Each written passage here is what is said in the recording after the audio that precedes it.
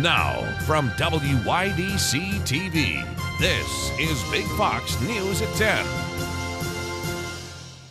Good evening, I'm Scott Beadle with Big Fox News.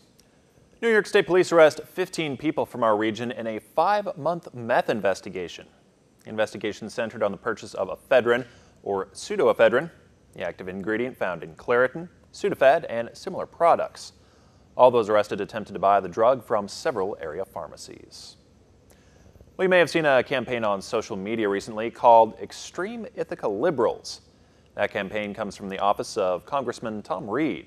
Reed was on Frankly Speaking this morning, talking about that campaign and responding to an article on Ithaca.com entitled Opinion, Why Tom Reed Calls Us Liberal. Is the extreme Ithaca liberal agenda, that extremism that you see on the left, where you see essentially their poster child of a candidate in Bernie Sanders, who's trying to deploy policies that are just government-centered, government-controlling lives, government, trying to take care of every cradle-to-grave piece of an individual's life. I believe there is a role for government. I think there's a reasonable role for government to go after, like the first caller indicated, the waste, fraud, and abuse, and those that are corrupt and abusing the situation. Yeah, we need a referee to make sure that the rules are enforced and people are playing by the rules. But at the end of the day, that extreme liberal agenda is way too much government, in my opinion, and it destroys our nation if we go down that path.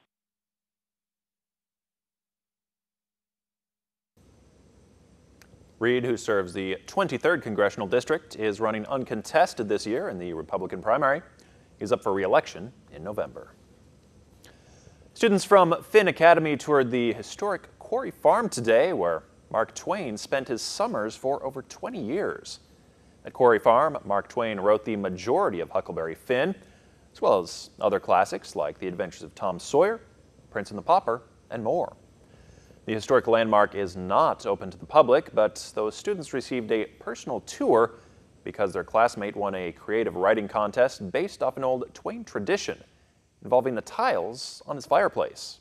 The winner, Tessa, got to read her winning piece in front of that iconic fireplace for her classmates. The writing contest focuses on the Quarry Farm tiles, which are in the parlor at Quarry Farm. And essentially what it is that it's centered around a fireplace, which there are tiles based on Aesop, the ancient Greek person who wrote the fables.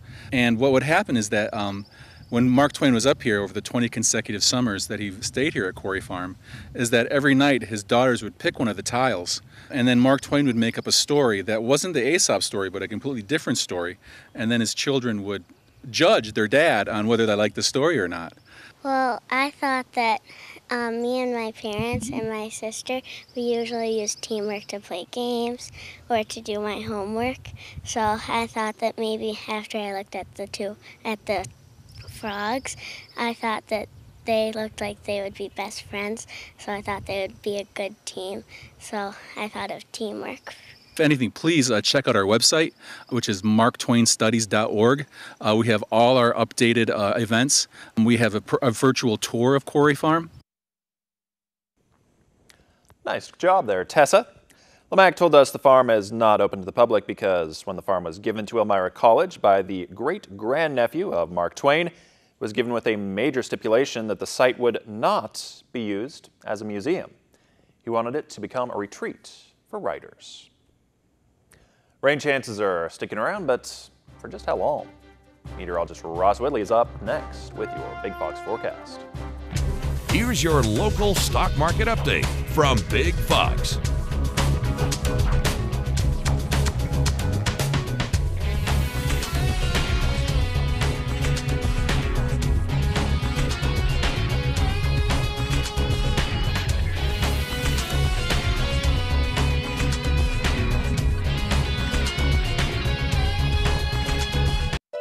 Now, your Twin Tiers forecast from Big Fox.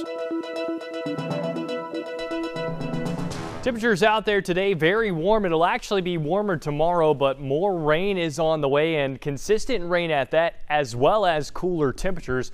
Most of us getting into the 80s today, a little bit cooler off to our south and east, and in the higher elevations, Binghamton looking at Williamsport as well at 75 degrees. But over the next couple of days, it's the humidity and heavy thunderstorms for tomorrow. and some of those thunderstorms could be producing very heavy rainfall locally. Then a very nice day for our Saturday. Lower humidity, unfortunately, that's replaced with higher rain chances. Our surface map tomorrow showing those rain chances and warm, humid conditions across the area. A cold front just off to the north and west will eventually clear this out as we go into next week. Unfortunately, though, it means that rain is staying in the forecast. As we check out the next 3 days, 85 for our Friday, 72 on Sunday. But the chance of rain, yeah, quite often as we go Monday, Tuesday, Wednesday, and Thursday, all looking at cloud cover and cooler temperatures. Only 63 for our Monday, 67 on Tuesday, holding near 70 by Wednesday and Thursday. So the best day over the next 7 looks like Saturday, 74 degrees and partly cloudy. Well, that does look pretty good. Yeah, not too bad. Thanks, Ross. Thanks for joining us on Big Fox News. Have a great night.